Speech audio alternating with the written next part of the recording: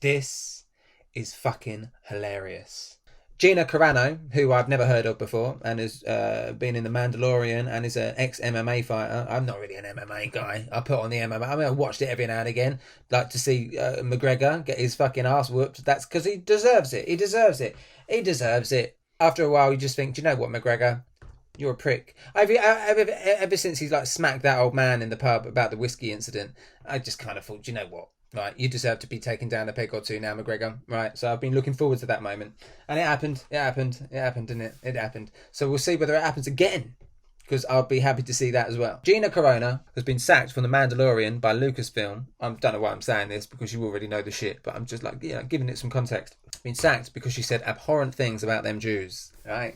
Anti-Semitism she's been accused of. Fuck off, right? You read the BBC article. Funnily enough, the BBC article don't actually let you know what she said. Oh yeah, sure, all the tweets of condemnation. They don't actually let you know what the fucking tweet was. She tweeted out, Jews were beaten in the streets, not by Nazi soldiers, right? I repeat that bit because I think it's quite key. Not by Nazi soldiers, but by their neighbours, ...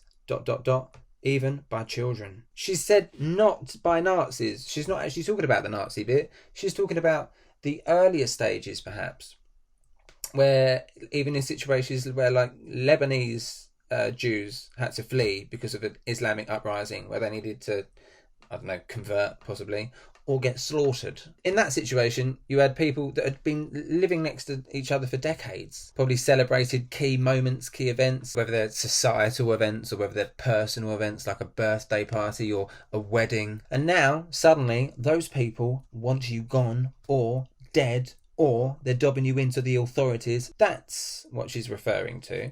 And I think that's actually a fairly valid point to make, because let's consider the situation.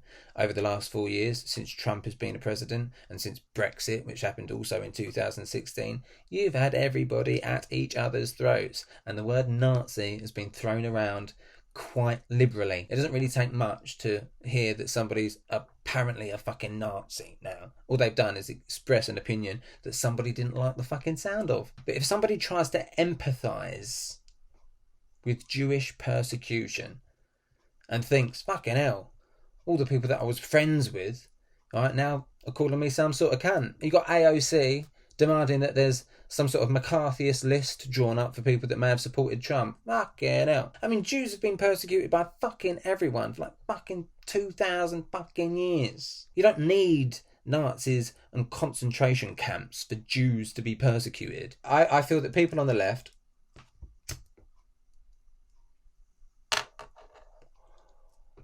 you use them Jews while it suits you, don't you? Use a Jew while it suits you. There we are. We can turn that into a little motto.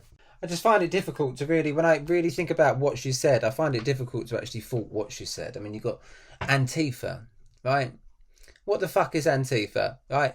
You got a load of fucking people walking around cladded in like black or fucking, got fucking bad. They all look like they jumped like fucking extras in a fucking Michael Jackson or Janet Jackson music video. That's what it fucking looked like. Who's bad? Who's bad? Who's bad? Who's bad? I mean, going around fucking like setting the place on fire, thinking that you've got a cause of justice. I mean, we had a fucking over in Berkeley, we had an Antifa college professor smashing people over the head with a fucking bicycle lock. I'm a mask on. Oh, shit, he's bleeding. Yo.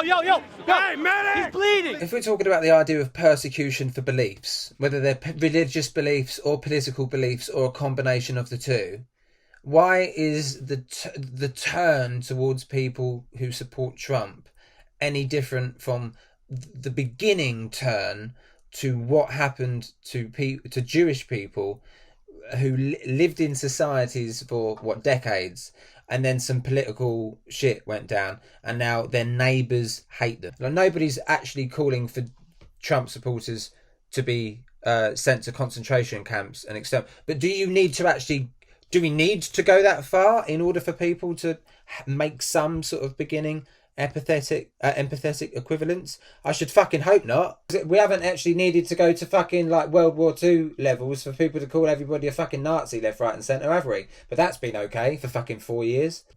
Look, I put it to you like this.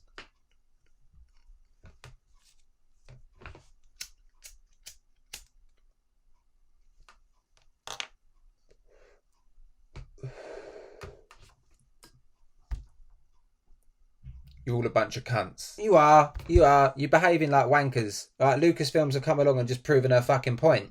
You sacked her and proven her point. You might as well fucking send her to a concentration camp. You're going to fucking sack her for that. She has not said anything abhorrent about them Jews.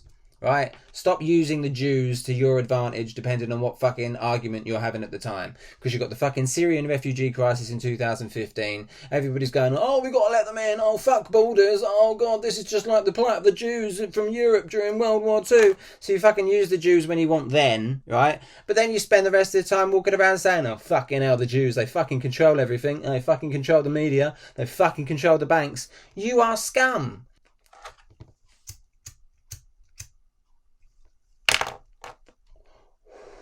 Scum.